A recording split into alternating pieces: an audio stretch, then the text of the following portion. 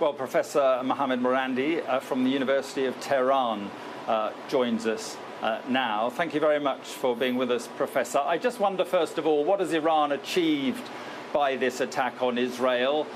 Very few of the missiles got through. It, in effect, failed. Many people are calling it a humiliation for Iran.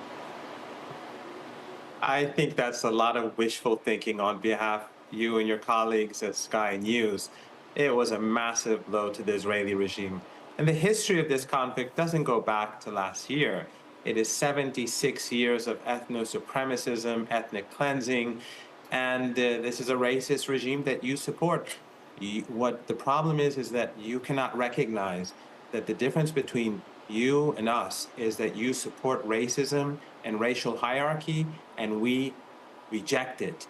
And the Israeli regime, if they dare strike back at Iran, we will hit them much harder next time. We will beat them into submission. Well,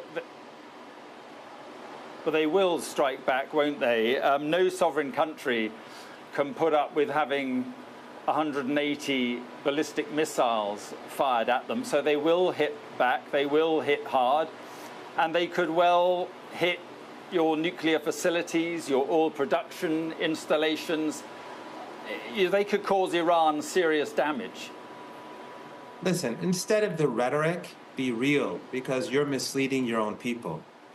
Iran has countless underground missile sites with hundreds of thousands of missiles across the country.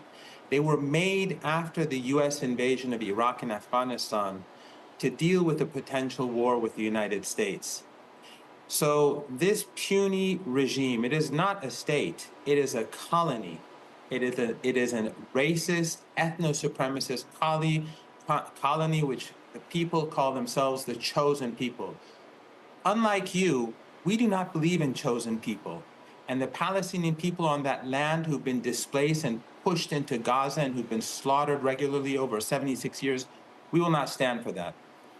All people in the whole of Palestine must be equal. The Israeli regime, if they strike Iran, we will hit them much harder next time.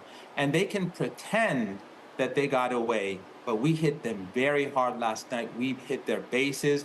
And unlike the Israeli regime, which constantly carries out slaughter and genocide and is carrying out a Holocaust in Gaza, we struck their military targets because unlike you, we actually care about human rights, not you. Professor, let me just say that we're on the verge of an all-out war, or certainly a war between Israel and Iran. It could be a war that Iran loses. If Iran does lose that war, do you think that the current Iranian regime could survive a defeat? Because that is if what you say is right and Iran is going to hit back even harder, that could be where this all ends up.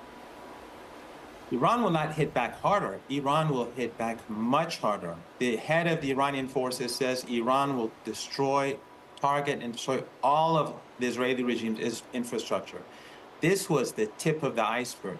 Iran will lose no war. The Israeli regime will.